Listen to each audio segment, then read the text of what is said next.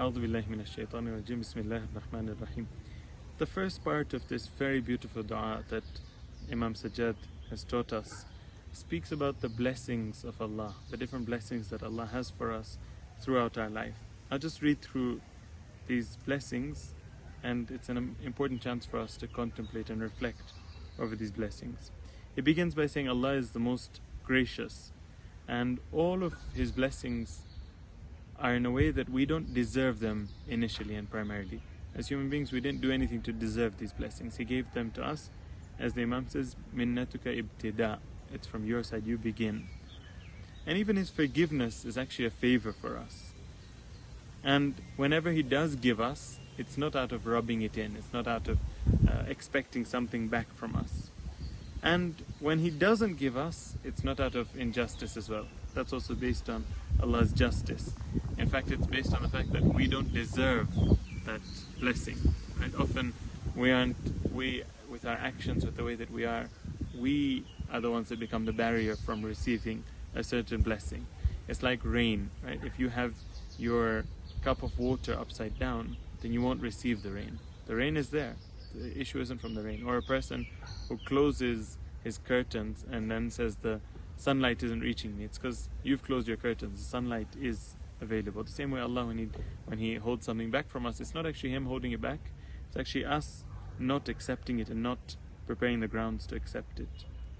And the next point that we say is that you thank those who thank you. So we thank Allah, we show appreciation to Allah, and Allah, out of His grace, thanks us back and gives us more because we show appreciation towards Him. And everything that you do is based on mercy. You gave us this month, right? This is based on mercy. The nights of Qadr, all of these are things that He's given us. On the flip side, when we sin and we disobey, you are patient with us and you give us another chance every single time. So you can see how the very first part of the dua is talking about Allah's blessings for us.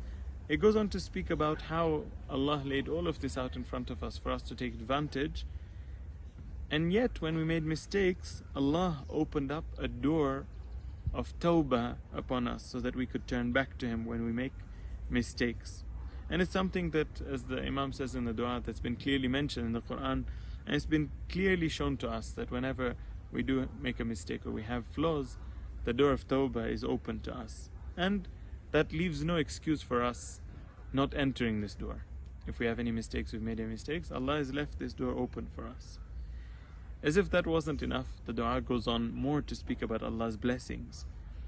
How the returns that Allah gives us, the reward that Allah gives us, is much more than what we actually deserve.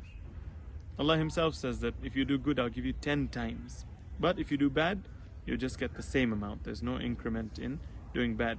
In fact, there's certain verse of the Quran that say that if you do good, you'll get 700 times. The scholars explain that it depends on the clarity and the purity of the intention that you have. That's what brings more value.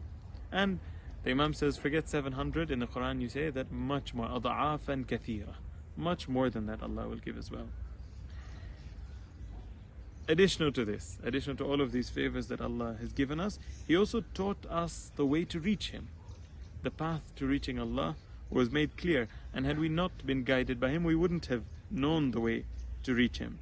And then the Imam says that if any human being guided another human being in this manner, there would be somebody that would be called a good doer, and everyone would praise such a person. And that's why I praise you for being such a merciful and gracious Lord for me, and how widespread your blessings are.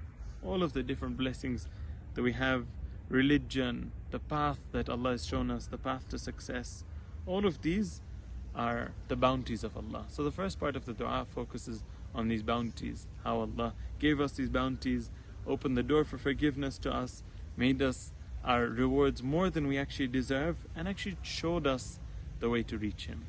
Inshallah, we'll hear more in the second part.